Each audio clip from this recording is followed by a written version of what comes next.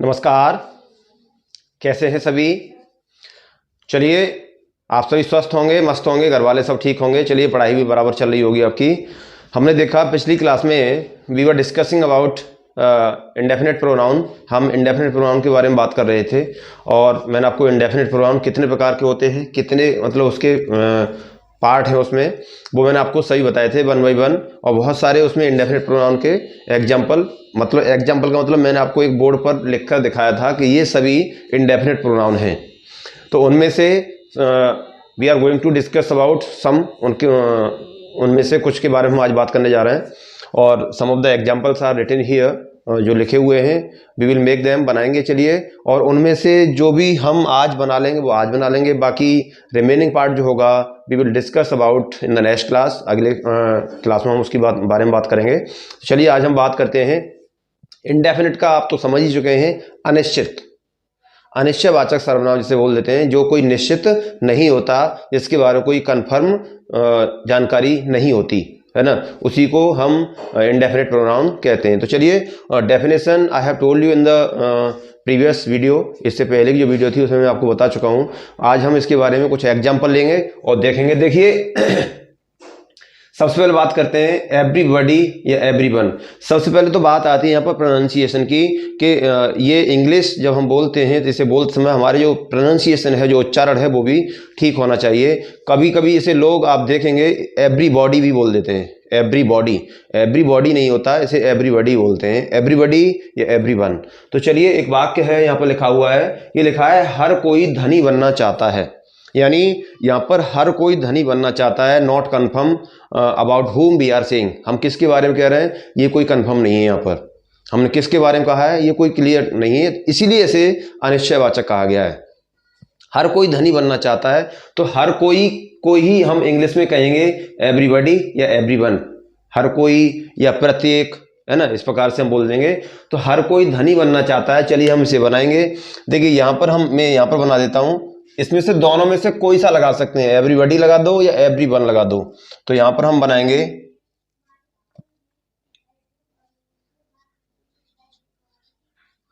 Everyone और everybody, everyone. मैंने आपको यह भी बताया है, सिंगुलर होते हैं। ये क्या होते हैं, सिंगुलर। तो सिंगुलर होते हैं तो वर्ब भी इनके साथ सिंगुलर ही चलेगी। चलिए देखेंगे, ये कह रहा है एवरीवन चाहता है, तो चाहता के लिए हम लगाएंगे वांट्स। वांट्स मतलब वांट में एस लगा देंगे, वांट्स हो जाएगा। एवरीवन वांट्स टू, या तो बी लगा देंगे। बी मीन्स होता है बनना या होना, या बी की जगह पे हम बिकम भी लगा सकते हैं। ये मैं आपको यहां लिख नहीं रहा हूं, बस बता दे रहा हूं, है ना। एवरीवन वांट्स टू, प्रत्येक व्यक्ति चाहता है, टू बी यानी बनना क्या, रिच। तो आप यहां पर रिच लगा दें, रिच मीन्स धनी बनना चाहता है प्रत्येक व्यक्ति, तो ये आपने लगा दिया। और बी जो लिखा है, आप बी की जगह पे बिकम भी लगा सकते हैं। एवरीवन या everybody wants to become rich, everyone wants to be rich, ऐसे आप बोल सकते हैं। अगला देखते हैं, तो इसका हिंदी अर्थ हर कोई या प्रत्येक आप लगा देंगे, ये होता है। अगला है समवन या समबडी, यानी समवन या समबडी ये कोई के अर्थ में आता है, कोई। तो यहां पर लिखा है कमरे में कोई है, कमरे में कोई है, लेकिन ये निश्चित है कि कंफर्म नहीं है कौन है ना, इसीलिए तो इसे इंडेफिनिट बोला गया है। तो कमरे में कोई है, तो आप यहां देखेंगे समवन या समबडी, कोई में से एक ले लेंगे, तो आप यहां ले लेंगे somebody. Somebody is there in the room, in the room. somebody is there in the room, कमरे में कोई है। या someone is there in the room, somebody is there in the room, या someone is there in the room, कमरे में कोई है। अगला इसी का लिखा हुआ है, मैं यहाँ पर स्लैश ऑब्लिक लगा के वो बना देता हूं। किसी ने दरवाजा खटखटाया, किसी ने का मतलब किसी ने तो खटखटाया, but not confirm who was that, वो कौन था, ये कंफर्म नहीं है। तो दरवाजा किसी ने तो खटखटाया होगा, दरवाजा अपने आप तो बजा नहीं, तो दरवाजा खटखटाया, तो आप यहां पर बना देंगे, यहाँ समबडी बना दिया, यहां पर बना दिया हमने समबडी। तो अब हम यहां पर बना देंगे समवन, दूसरा भी दे देंगे someone. Knocked, knocked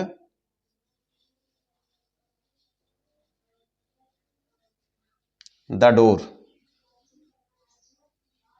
someone knocked the door, someone knocked the door, किसी ने, अब देखिए यहां पर somebody का बना दिया तो यहां someone का बना दिया, किसी ने दरवाजा खटखटाया, someone knocked the door। तो ये हमने दो यहां पर देखे, कौन से, everyone और everybody का, और दूसरा हम देखा someone और somebody का। तो somebody का ये हो गया, somebody is there in the room, कमरे में कोई है, और दूसरा है someone knocked the door, किसी ने दरवाजा खटखटाया। नेक्स्ट की बात करते हैं, anybody या anyone, कोई भी, कोई भी एक, कोई भी एक हो सकता है, सिंगुलर है, एनीबडी या एनीवन, तो कोई भी जा सकता है। भाई तुमने पूछा कौन कौन जा रहा है, बोला किस किसको जाना है, तुमने पूछा, बोला कोई भी जा सकता है, मैं निश्चित किसी को नहीं कह रहा कि यही जाएगा, कोई भी जा सकता है। तो आप यहां पर बनाएंगे, कैसे बनाएंगे, आप बनाएंगे एनीवन, एनीवन कैन गो, कोई भी जा सकता है, कोई भी आ सकता है, एनीवन कैन कम, कोई भी आ सकता है ना, कोई भी खा सकता है, एनीवन कैन टेक या ईट। तो इस प्रकार से आप बना देंगे, एनीवन या एनीबडी। अगला है नोबडी या नोवन, नोबडी या नोवन, ये हमेशा नेगेटिव में ही आता है, nobody known, nobody known negative के लिए दर्शाता है, नेगेटिव के सेंस में आता है। तो यहां पर लिखा हुआ है यहां पर कोई नहीं है, यहां पर कोई नहीं है, तो आप बना देंगे। और ध्यान रखें, no one, no one is here, यहां पर कोई नहीं है। लेकिन नोबडी और नो वन जब आ जाएगा तो फिर नॉट का प्रयोग नहीं करेंगे, because it is already comes in the sense of negative, ये हमेशा अपने आप में नेगेटिव रूप में आता है, नो वन, नो वन है नोबडी। तो जब नेगेटिव में आता है तो we can not use not in the sentence where we use this word, जहां पर हम नोबडी या नो वन को यूज करते हैं वहां पर नो नॉट का प्रयोग हम नहीं कर सकते, बिकॉज क्यों, इट इज कॉल्ड सुपरफ्लुअस। फिर आप ये एक अतिरिक्त यानी एक्स्ट्रा हो जाएगा, और सुपरफ्लुअस का मतलब होता है वाक्य रॉन्ग हो जाता है। तो यहां पर सुपरफ्लुअस का मतलब होता है एक शब्द जब नेगेटिव आ रहा है, मतलब कोई शब्द एक, कोई भी शब्द है उसका एक अर्थ निकल रहा है, उसी सेम अर्थ के शब्द को दूसरे को आपस में प्रयोग करें तो वो सुपरफ्लुअस का काम करता है ना। तो यहां पर नो वन या नोबडी आ जाएगा तो नॉट नहीं आएगा, नो वन इज हियर, यहां पर कोई नहीं है। अगला है एवरीथिंग, एवरीथिंग मतलब कुछ, सब कुछ, एवरीथिंग मतलब सब कुछ, ये हिंदी अर्थ भी इनके देखते चलें, सब कुछ संभव है यहां लिखा है, तो everything is possible, everything is possible, everything is possible, भाई सब कुछ संभव है। इट्स कॉल्ड, इसे कहते हैं कि ये एक अपनी सोच है, और कह देते बोले यार सब कुछ संभव है ना, असंभव तो कुछ भी नहीं है इस दुनिया में, आजकल सब कुछ संभव है, एवरीथिंग इज पॉसिबल। अगला है समथिंग, यहां पर कुछ रखा है, यानी कुछ रखा है, आप अंधेरे में अपने कमरे में घुसे, आपको अंधेरे में, जब हम उजाले में से अंधेरे में जाते हैं तो हमारी आंखें उस एकदम उसमें जो अंधेरा जो होता है उसको एकदम मेंटेन नहीं कर पाती हैं, एडजस्ट नहीं हो पाती हैं, तो हमें कुछ दिखाई नहीं देता, और पैर में लगी ठोकर तो हमें भाई यहाँ पर कुछ रखा है, कुछ रखा है, ये पता नहीं चला, बट ठोकर लगी तो पता चला हाँ कुछ तो है, तो कुछ रखा है, यहां पर कुछ रखा है, तो आप बताएंगे समथिंग, है ना, कुछ के लिए बोला है समथिंग, और समथिंग रखा है तो ये सिंगुलर है तो इज आएगा, और रखने के लिए आप लगाएंगे kept, something is kept here, यहां पर कुछ रखा है, यहां पर कुछ रखा है, कीप मीन्स रखना होता है, उसकी थर्ड फॉर्म का प्रयोग यहां पर कर देंगे, समथिंग इज केप्ट हियर, यहां पर कुछ रखा है। अगला है ये, क्या यहां पर कुछ है, मान लो इसी का उल्टा मान लो, ये यहां पर कुछ है तो क्वेश्चन करेंगे तो एनीथिंग लगा देंगे, और आंसर देंगे तो समथिंग का प्रयोग कर देंगे। क्या यहां पर कुछ है, तो यहां पर हम कैसे बनाएंगे, is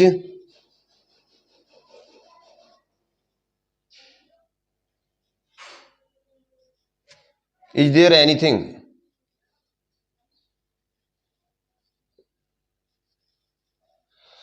is there anything here, question mark लगा देंगे, ये तो ऐसी बात है, तो है ना, क्या यहां पर कुछ है, is there anything here, is there anything, यहां पर कुछ है। अगला है नथिंग, यहां पर कुछ भी नहीं है, जवाब आया, जवाब आया, यहां पर कुछ भी नहीं है, तो आप कुछ भी नहीं है तो नथिंग, और नथिंग भी नेगेटिव होता है, nothing is here, nothing is here. या दूसरा तरीका भी है नथिंग इज हियर, कुछ भी नहीं है, या देयर इज नथिंग हियर, ऐसे बना सकते हैं, देयर इज नथिंग हियर, ऐसे बना सकते हैं। दोनों तरीके हैं। देखिए पहला जो तरीका है ये आप एक तरीके से लैंग्वेज में बोल देते हैं, स्पीकिंग में, इंग्लिश में नथिंग इज हियर, कुछ भी नहीं है, लेकिन सही तरीका जो ग्रामर का है वो ये है देयर इज नथिंग हियर। तो आप इसे परफेक्ट माने, इस वाले को आप परफेक्ट मान के चलें, ग्रामर में ये सही है, और लैंग्वेज तो लैंग्वेज तो सब कुछ ठीक मानती है, तो वो है। चलिए, और दूसरा इसी का मैंने एक और दे दिया है, कुछ भी असंभव नहीं है ना।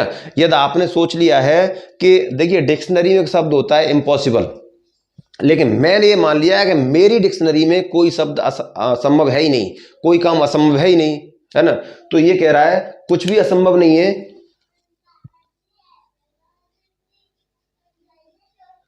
नथिंग इज इम्पॉसिबल,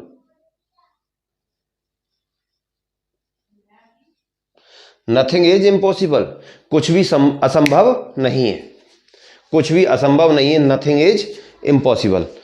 तो इस प्रकार से हमने कुछ एग्जाम्पल आज लिए हैं और कुछ आने वाली वीडियो में लेंगे। देखिए समझे इनको, बस कुछ नहीं, और ये सभी सिंगुलर हैं। आप देख रहे होंगे सबके साथ वर्ब, आप देख रहे होंगे वर्ब कौन सी आ रही है, सबके साथ सिंगुलर वर्ब का प्रयोग किया जा रहा है। इज सिंगुलर वर्ब होती है, इज आपकी सिंगुलर, सब में इज का प्रयोग किया जा रहा है, ये सब सिंगुलर वर्ब है, ये आपकी देख रहे होंगे, है ना। तो ये सब क्या है, ये सिंगुलर है, सिंगुलर है, तो सिंगुलर वर्ब का प्रयोग किया गया है, और बाकी हमने आपके सामने ये बना दिए हैं। तो चलिए वीडियो आपको ये क्लास समझ में आया होगा, और अभी जो रिमेनिंग पार्ट है, कुछ अभी एग्जांपल इसके बहुत सारे बचे हुए हैं, तो हम एक एक दो दो करके अगली वीडियो में इनके बाकी जो बचे हैं वो एग्जाम्पल अगली वीडियो में आपको देंगे। वीडियो ज़्यादा लेंथी ना हो, इसीलिए मैंने इसे 2-3 भागों में बांटने का निर्णय किया है कि 2-3 पार्ट में वैसे वीडियो को बनाकर आपको ये दिया जाएगा, अच्छा समझ में आएगा। तो चलिए ये टॉपिक समझ में आया होगा, और यदि समझ में आया है तो वीडियो को लाइक शेयर और सब्सक्राइब करें, आगे तक बढ़ाएं। जो बच्चे पढ़ाई से दूर हैं और जो समझ नहीं पाते हैं, जो काफ़ी पैसा देते हैं इसके लिए, तो वो उनके लिए फ्री में मैंने ये व्यवस्था आपकी पढ़ाई की घर बैठे आप पढ़ सकते हैं और आपको दी जा रही है। चलिए तो आज के लिए इतना काफ़ी है, it's enough for today, and we will meet in the next class with the remaining part of this sentence is indefinite pronoun. So nice meeting you, see you till then, good bye.